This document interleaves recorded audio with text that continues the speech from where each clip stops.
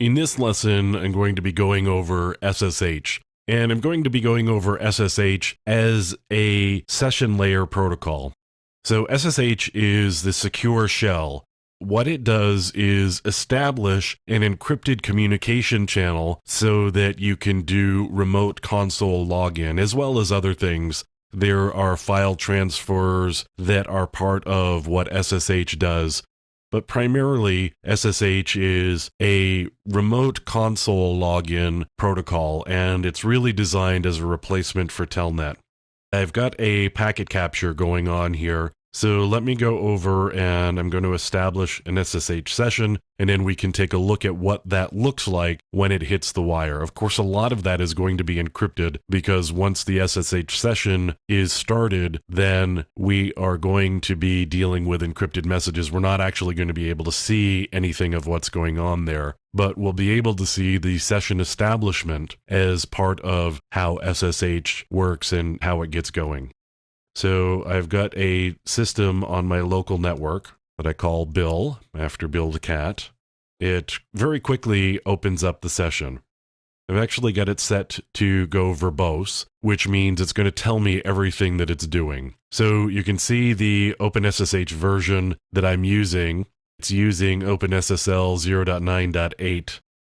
We're reading some configuration, and now we're doing a connection, and that would be the TCP connection. And we're checking the remote protocol version, which appears to be version 2.0. And we know the remote software version is OpenSSH 5.9. We are doing compatibility mode for protocol 2.0. Local version string is ssh.2.0-OpenSSH. Now we're doing an SSH2 message for a key exchange initialization sent, and then one was received. We're doing a key exchange from server to client using AES 128, and then from client to server also using AES 128. And you can see we're sending some additional messages, and all of this is doing the negotiation for the encryption and the ciphers that are going to be used when we actually get the session set up.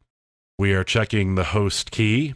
In this case, we're checking it against one that we know. It happens to be one that's already there. You can see that we did a signature verification, and we see that the signature is correct. Now we're just checking a bunch of parameters and settings. It looks like we sent some new keys as well. Now it's doing the authentication, which of course is part of the functionality of a session layer protocol. It offers authentication. In this case, we're going to do public key authentication. So we're going to be handing off the RSA public key, and the server does the acceptance of that public key. And it says here authentication succeeded. So I've been authenticated. Now it's going to log me in. Now let me log out here, and you can see that we're actually tearing it all down, and then we've closed the connection. So let's go back to the Wireshark capture here.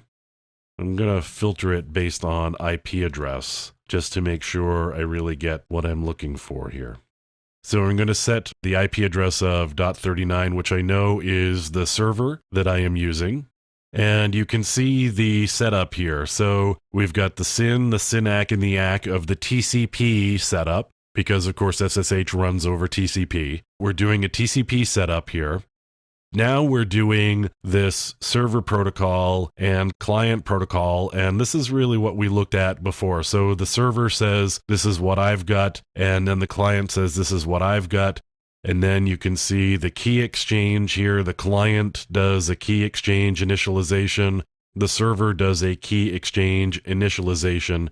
And now we're doing some Diffie-Hellman key exchanges, and that's a way of doing a key exchange in a secure fashion. So Diffie-Hellman is a particular protocol for doing the establishment of session keys, so you're not actually transmitting any keys in the clear. So it's doing the Diffie-Hellman exchange and running the Diffie-Hellman protocol so that we can set up new session keys for this session. Now we've got some new keys, and we're starting to send encrypted messages at this point. So you can see the encrypted request packet and the response packet, and these are all encrypted at this point. So now we've got the session established, and we are doing an encrypted transfer. Everything is basically up and running. Right now, you can see that we're actually tearing the session down. So we're doing a FINAC. We've really torn the session down at this point.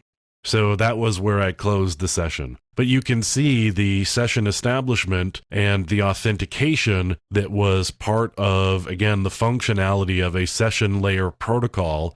SSH being a session layer protocol does all of the establishment of the parameters for the transfer of information at, again, a higher layer than the network layer or even the transport layer. This is all about higher layer protocols doing a negotiation so that they can make sure that they can continue to communicate and get that session established so we're all talking the same language and all talking on the same page.